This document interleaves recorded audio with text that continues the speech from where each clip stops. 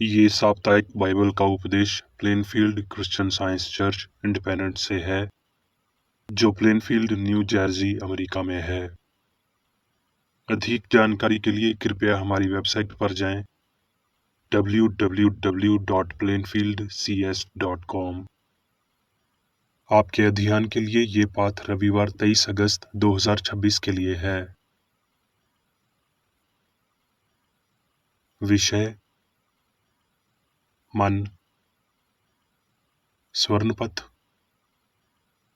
ग्रंथियों। परंतु हमने संसार की आत्मा नहीं, परंतु वो आत्मा पाई है जो परमेश्वर की ओर से है, कि हम उन बातों को जाने जो परमेश्वर ने हमको दी हैं। उत्तरदायी अध्ययन कुलसियों। सो जैसे तुमने मसीह यीशु को प्रभु करके ग्रहण कर लिया है, वैसे ही उसी में चलते रहो और उसी में जड़ पकड़ते और बढ़ते जाओ, और जैसे तुम सिखाए गए वैसे ही विश्वास में दृढ़ होते जाओ और अत्यंत धन्यवाद करते रहो। चौकस रहो कि कोई तुम्हें उस तत्व ज्ञान और व्यर्थ धोखे के द्वारा आहर न कर ले, जो मनुष्यों के परंपराई मत और संसार की आदि शिक्षा के अनुसार हैं, पर मसीह के अनुसार नहीं, क्योंकि उसमें ईश्वर तत्व की सारी पूर्णता सदैव वास करती है, और तुम उसी में भरपूर हो गए हो, जो सारी प्रधानता और अधिकार का शिरोमणि है। पाठ उपदेश बाइबल में से फिलिपियों। जैसा मसीह यीशु का स्वभाव था, वैसा ही तुम्हारा भी स्वभाव हो। मेरे प्यारो, जिस प्रकार से तुम सदा से आज्ञा मानते आए हो, वैसे ही अब भी ना केवल मेरे साथ रहते हुए, पर विशेष करके अब मेरे दूर होने पर भी डरते और कांपते हुए अपने अपने उद्धार का कार्य पूरा करते जाओ, क्योंकि परमेश्वर ही है जिसने अपनी स्वेच्छा निमित्त तुम्हारे मन में इच्छा और काम दोनों बातों के करने का प्रभाव डाला है। मत्ती। हेरोदिस राजा के दिनों में, जब यहूदिया के बैतलहम में यीशु का जन्म हुआ। लूका। और बालक बढ़ता और बलवंत होता और बुद्धि से परिपूर्ण होता गया, और परमेश्वर का अनुग्रह उस पर था। उसके माता पिता प्रतिवर्ष फिसा के पर्व में यरूशलेम को जाया करते थे। जब वो 12 वर्ष का हुआ, तो वो पर्व की रीति के अनुसार यरूशलेम को गए, और जब वो उन दिनों को पूरा करके लौटने लगे, तो वो लड़का यीशु यरूशलेम में रह गया, और ये उसके माता पिता नहीं जानते थे। और 3 दिन के बाद उन्होंने मंदिर में उपदेशकों के बीच में बैठे उनकी सुनते और उनसे प्रश्न करते हुए उसे पाया, और जितने उसकी सुन रहे थे वो सब उसकी समझ और उसके उत्तरों से चकित थे। और यीशु बुद्धि और डेल डोल में और परमेश्वर और मनुष्यों के अनुग्रह में बढ़ता गया। मत्ती। जब यीशु अपने 12 चेलों को आज्ञा दे चुका, तो वो उनके नगरों में उपदेश और प्रचार करने को वहां से चला गया। मत्ती। तब लोग एक अंधे गूंगे को, जिसमें दुष्ट आत्मा थी, उसके पास लाए, और उसने उसे अच्छा किया, और वो गूंगा बोलने और देखने लगा। इस पर सब लोग चकित होकर कहने लगे, ये क्या दाऊद की संतान का है? परंतु फरीसियों ने ये सुनकर कहा, ये तो दुष्ट आत्माओं के सरदार शैतान की सहायता के बिना शैतानों को नहीं निकालता। उसने उनके मन की बात जानकर उनसे कहा, जिस किसी राज्य में फूट होती है वो उजड़ जाता है, और कोई नगर या घराना जिसमें फूट होती है बना न रहेगा। और यदि शैतान ही शैतान को निकाले, तो वो अपना विरोधी हो गया है, फिर उसका राज्य क्यों कर बना रहेगा? भला यदि मैं शैतान की सहायता से दुष्ट आत्माओं को निकालता हूँ, तो तुम्हारे वंश किसकी सहायता से निकालते हैं? इसलिए वही तुम्हारा न्याय चुकाएंगे। पर यदि मैं परमेश्वर की आत्मा की सहायता से दुष्ट आत्माओं को निकालता हूँ, तो परमेश्वर का राज्य तुम्हारे पास आ पहुंचा है। लूका। फिर एक दिन वो और उसके चेले नाव पर चढ़े, और उसने उनसे कहा कि आओ झील के पार चलें। फिर वो ग्रासीनियों के देश में पहुंचे, जो उस पार गलील के सामने है। जब वो किनारे पर उतरा, तो उस नगर का एक मनुष्य उसे मिला जिसमें दुष्ट आत्माएं थीं, और वो बहुत दिनों से ना कपड़े पहनता था और ना घर में रहता था, पर उन कब्रों में रहा करता था। वो यीशु को देखकर चिल्लाया और उसके सामने गिरकर ऊंचे शब्द से कहा, हे परम प्रधान परमेश्वर के पुत्र यीशु, मुझे तुझसे क्या काम? मैं तुझसे विनती करता हूँ कि मुझे पीड़ा ना दे। क्योंकि वो उस मनुष्य में से अशुद्ध आत्मा को निकल जाने की आज्ञा दे रहा था, इसलिए कि वो उस पर बार बार प्रबल होती थी, और यद्यपि लोग उसे संगलों और बेड़ियों से बांधते थे, तो भी वो बंधनों को तोड़ डालता था, और दुष्ट आत्मा उसे जंगल में भगाए फिरती थी। यीशु ने उससे पूछा, तेरा क्या नाम है? उसने कहा, सेना, क्योंकि बहुत सी आत्माएं उसमें प्रवेश कर गई थीं। और उन्होंने उससे विनती की कि हमें अथाह गड्ढे में जाने की आज्ञा ना दे। वहां पहाड़ों पर सूअरों का एक बड़ा झुंड चर रहा था, सो उन्होंने उससे विनती की कि हमें उनमें प्रवेश करने दे। सो उसने उन्हें जाने दिया। तब दुष्ट आत्माएं मनुष्य में से निकलकर सूअरों में गईं, और वो झुंड कड़ाड़े पर से झपटकर झील में जाकर डूब गया। और चरवाहे ये जो हुआ था देखकर भागे, और लोग ये जो हुआ था उसके देखने को निकले, और यीशु के पास आकर जिस मनुष्य में से दुष्ट आत्माएं निकली थीं, उसे यीशु के पांव के पास कपड़े पहने और साचित बैठे हुए पाकर डर गए। रोमियो। सो अब जो मसीह में है उन पर दंड की आज्ञा नहीं, क्योंकि वो शरीर के अनुसार नहीं वरन आत्मा के अनुसार चलते हैं। क्योंकि जीवन की आत्मा की व्यवस्था ने मसीह यीशु में मुझे पाप की और मृत्यु की व्यवस्था से स्वतंत्र कर दिया। क्योंकि जो काम व्यवस्था शरीर के कारण दुर्बल होकर ना कर सकी, उसको परमेश्वर ने किया, अर्थात अपने ही पुत्र को पापा में शरीर की समानता में और पाप का बलिदान होने के लिए भेजकर शरीर में पाप पर दंड की आज्ञा दी, इसलिए कि व्यवस्था की विधि हम में जो शरीर के अनुसार नहीं वरन आत्मा के अनुसार चलते हैं पूरी की जाए। क्योंकि शारीरिक व्यक्ति शरीर की बातों में मन लगाते हैं, परंतु आध्यात्मिक आत्मा की बातों में मन लगाते हैं। शरीर पर मन लगाना तो मृत्यु है, परंतु आत्मा पर मन लगाना जीवन और शांति है। क्योंकि शरीर पर मन लगाना तो परमेश्वर से बैर रखना है, क्योंकि ना तो परमेश्वर की व्यवस्था के अधीन है और ना हो सकता है। परंतु यदि उसी का आत्मा जिसने यीशु को मरे हुओं में से जिलाया तुम में बसा हुआ है, तो जिसने मसीह को मरे हुओं में से जिलाया, तो वो तुम्हारी मरणहार देहों को भी अपने आत्मा के द्वारा जो तुम में बसा हुआ है जिलाएगा। इसलिए कि जितने लोग परमेश्वर की आत्मा के चलाए चलते हैं वही परमेश्वर के पुत्र हैं। क्योंकि तुमको दासत्व की आत्मा नहीं मिली कि फिर भयभीत हो, परंतु लयपालकपन की आत्मा मिली है, जिससे हम हे अब्बा, हे पिता कहकर पुकारते हैं। आत्मा आप ही हमारी आत्मा के साथ गवाही देता है कि हम परमेश्वर की संतान हैं, और यदि संतान हैं तो वारिस भी, वरुण परमेश्वर के वारिस और मसीह के संगी वारिस।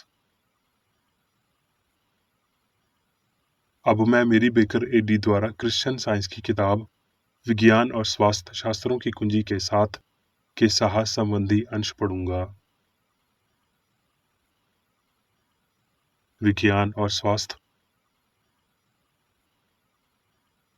मन, केवल मैं या हम, एकमात्र आत्मा, जीवन, दिव्य सिद्धांत, पदार्थ, जीवन, सत्य, प्रेम, एक ईश्वर, वो नहीं जो मनुष्य में है, लेकिन दिव्य सिद्धांत या ईश्वर जिसका मनुष्य पूर्ण और परिपूर्ण अभिव्यक्ति है। अनंत मन ही बनाने वाला है, और रचना इसमें से निकलने वाली अनंत छवि या विचार है। अगर मन सभी चीजों के अंदर और बाहर है, तो सब कुछ मन ही है, और ये परिभाषा वैज्ञानिक है। मनुष्य के पूर्ण, यहाँ तक कि पिता के रूप में भी पूर्ण होने का विज्ञान बताता है, क्योंकि आध्यात्मिक मनुष्य का आत्मा या मन ईश्वर है जो सभी का दिव्य सिद्धांत है, और क्योंकि ये वास्तविक व्यक्ति आत्मा की बजाय शरीर के नियम द्वारा शासित है, न कि पदार्थ के तथाकथित नियमों द्वारा। आत्मा का ब्रह्मांड ईश्वरीय सिद्धांत या जीवन की रचनात्मक शक्ति को दर्शाता है, जो मन के बहुसंख्याक रूपों को पुनः उत्पन्न करता है, और यौगिक विचार मनुष्य के गुणों को नियंत्रित करता है। पेड़ और जड़ी बूटी अपनी स्वयं की किसी प्रसार शक्ति के कारण फल नहीं देते हैं, बल्कि इसलिए कि वो उस मन को प्रतिबिंबित करते हैं जिसमें सभी शामिल हैं। एक भौतिक दुनिया का अर्थ है एक नश्वर मन और मनुष्य एक निर्माता। वैज्ञानिक ईश्वरीय रचना अमर मन और ईश्वर द्वारा निर्मित ब्रह्मांड की घोषणा करती है। अनंत मन मनासिक अणु से अनंत तक सभी को बनाता और नियंत्रित करता है। सभी का ये दिव्य सिद्धांत उनकी रचना के दौरान विज्ञान और कला और मनुष्य और ब्रह्मांड की अमरता को व्यक्त करता है। सृजन हमेशा दिखाई दे रहा है और हमेशा अपने अटूट स्रोत की प्रकृति से प्रकट होता रहना चाहिए। नश्वर भाव इस प्रकार प्रकट होता है और विचार सामग्री कहलाता है। इस प्रकार गलत अर्थ में दिव्य विचार मानव या भौतिक विश्वास के स्तर तक गिर जाता है, जिसे नश्वर मनुष्य कहा जाता है। लेकिन बीज अपने आप में है, केवल दिव्य मन ही सब कुछ है और सभी को पुनरुत्पन्न करता है, जैसा कि मन गुणक है और मन का अनंत विचार मनुष्य और ब्रह्मांड उत्पाद है। एक विचार, एक बीज या एक फूल की एकमात्र बुद्धि या पदार्थ ईश्वर है, जो इसका निर्माता है। मन ही सबकी आत्मा है। मन, जीवन, सत्य और प्रेम है, जो सभी को नियंत्रित करता है।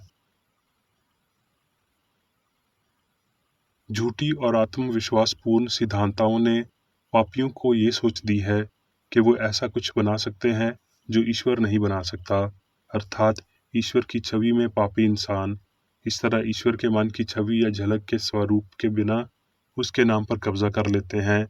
लेकिन साइंस में ये कभी नहीं कहा जा सकता कि इंसान का अपना कोई मन है जो ईश्वर अर्थात पूरे मन से अलग हो। ये समझ के अहंकार मन है और ये कि एक मन या बुद्धि है, एक बार में नश्वर अर्थ की त्रुटियों को नष्ट करने और अमर भावना की सच्चाई की आपूर्ति करने के लिए शुरू होता है। ये समझ शरीर को सामान जैसे पूर्ण बनाती है। ये तंत्रिकाओं, हड्डियों, मस्तिष्क इत्यादि को मालिक की बजाय नौकर बनाता है। यदि मनुष्य दिव्य मन के नियम से संचालित होता है तो उसका शरीर हमेशा के जीवन और सत्य और प्रेम को प्रस्तुत करने में है। वास्तविक मनुष्य का प्रतीक कार्य ईश्वरीय मन द्वारा संचालित होता है। मानव को मन मारने या ठीक करने की कोई शक्ति नहीं है और इसका भगवान के आदमी पर कोई नियंत्रण नहीं है। वो दिव्य मन जिसने मनुष्य को बनाया, वो अपनी छवि और समानता को बनाए रखता है। मानव मन भगवान के विपरीत है और इसे बंद करना चाहिए, जैसा कि संत पॉल ने घोषित किया है। वो सब जो वास्तव में मौजूद है वो दिव्य मन और उसका विचार है, और इस मन में संपूर्ण प्राणी समान जैसे पूर्ण और शाश्वत पाया जाता है। सीधे और संकीर्ण तरीके से इस तथ्य को देखना और स्वीकार करना है, इस शक्ति से उपजें और सच्चाई के अग्रानी का पालन करें। बुराई के विचार और आदेश किसी भी हद तक नहीं पहुंचते हैं और किसी के विश्वास प्रमित से अधिक नुकसान नहीं पहुंचाते हैं। बुराई के विचार और वासना और दुर्भावनापूर्ण आदेश आगे नहीं बढ़ सकते हैं। जैसे पराग को भटकाना, असुरक्षित स्थान के लिए एक मानव मन से दूसरे में जाना, अगर साधगन और सत्य एक मजबूत रक्षा का निर्माण करते हैं। जब मनुष्य ईश्वर द्वारा शासित होता है, सभी चीजों को समझने वाला वर्तमान मन मनुष्य जानता है कि ईश्वर के साथ सभी चीजें संभव हैं। इस जीवित सत्य को समझने का एकमात्र मार्ग जो बीमार को उपचार देता है, ईश्वरीय मन के विज्ञान में पाया जाता है, जैसा कि यीशु मसीह ने सिखाया और प्रदर्शित किया है। मन भाव्य रचनाकार है और इसके अलावा कोई शक्ति नहीं हो सकती जो कि मन से ली गई है। यदि मन पहले कालानुक्रमिक था, पहले संभावित रूप से है और पहले अनंत काल तक होना चाहिए, तो मन को उसके पवित्र नाम के कारण गौरव, सम्मान, प्रभुत्व और हमेशा की शक्ति प्रदान करें। चिकित्सा के हीन और अस्वाभाविक तरीके मन और दवाइयों को ठोस बनाने की कोशिश कर सकते हैं, लेकिन दोनों वैज्ञानिक रूप से घुल-मिल नहीं पाएंगे। हम उनसे ऐसा करने की इच्छा क्यों करें, जबकि इससे कुछ अच्छा नहीं हो सकता। यदि मन सबसे महत्वपूर्ण और श्रेष्ठ है, तो हमें मन पर भरोसा करने की आवश्यकता है, जिससे निम्न शक्तियों के सहयोग की आवश्यकता नहीं है, भले ही ये तथाकथित शक्तियां असली हों। इंसान अपने निर्माता की सरकार के अधीन रहकर, कोई दूसरा मन न रखकर, अंजीलीवादी की इस बात पर आधारित होकर कि सब कुछ उसी परमेश्वर के वचन के द्वारा उत्पन्न हुआ और जो कुछ उत्पन्न हुआ है उसमें से कोई भी वस्तु उसके बिना उत्पन्न ना हुई, पाप, बीमारी और मन पर जीत हासिल कर सकता है।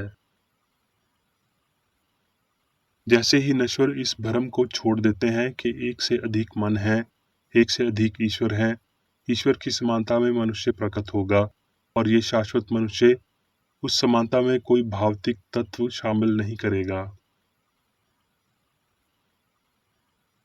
एक सामग्री के रूप में एक सैद्धांतिक जीवन आधार को अस्तित्व की गलत धारणा के रूप में पाया जाता है।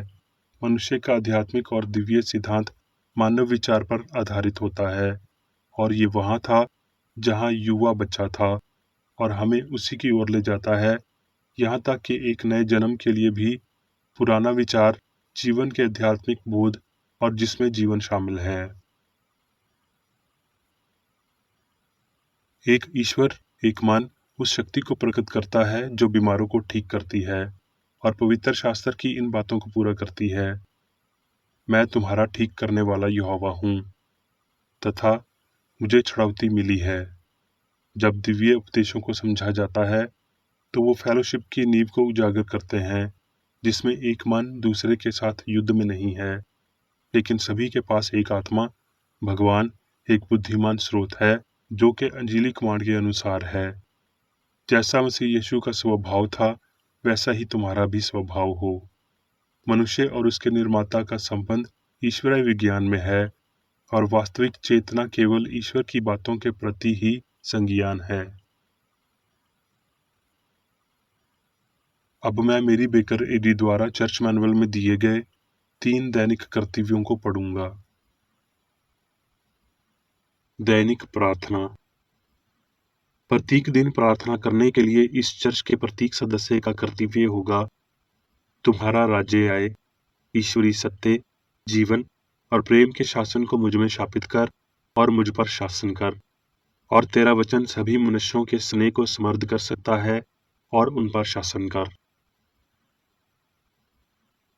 आदेशों और कर्तव्यों के लिए एक नियम। ना तो दुश्मनी और ना व्यक्तिगत लगाव मदर चर्च के सदस्यों के आदेशों और कर्तव्यों पर लागू करना चाहिए। विज्ञान में दिव्य प्रेम ही मनुष्य को नियंत्रित करता है और एक क्रिश्चियन विज्ञानी प्यार की मीठी सुविधाओं को दर्शाता है। प्यार में डांटने पर, सच्चा भाईचारा, परोपकार और क्षमा में। इस चर्च के सदस्यों को प्रतिदिन ध्यान रखना चाहिए और सभी बुराई दूर करने, भविष्यवाणी, न्याय करने, निंदा करने, परामर्श देने, प्रभावित करने या गलत तरीके से प्रभावित होने से बचने के लिए प्रार्थना करनी चाहिए। कर्तव्य के प्रति सतर्कता। इस चर्च के प्रत्येक सदस्य का ये कर्तव्य होगा कि वो प्रतिदिन आक्रामक मानसिक सुझाव से बचाव करे और भूलकर भी ईश्वर, नेता और मानव जाति के प्रति अपने कर्तव्य की उपेक्षा नहीं करनी चाहिए। उनके कामों से उन्हें आंका जाएगा और वो उचित या निंदनीय होगा।